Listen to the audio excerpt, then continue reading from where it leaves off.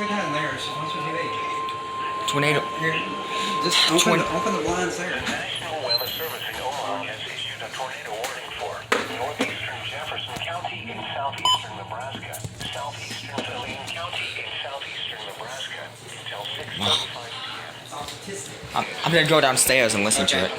Thunderstorm capable of producing a tornado was located 5 miles north of Fairbury, or 21 miles west of Beatrice, moving northeast at 30 miles per hour. Expected hazards include tornado and golf ball size hail. This is a radar indicated threat rotation. The following impacts are expected. Flying debris will be dangerous to those caught without shelter. Mobile homes will be damaged or destroyed. Damage to roofs, windows, and vehicles will occur. Tree damage is likely.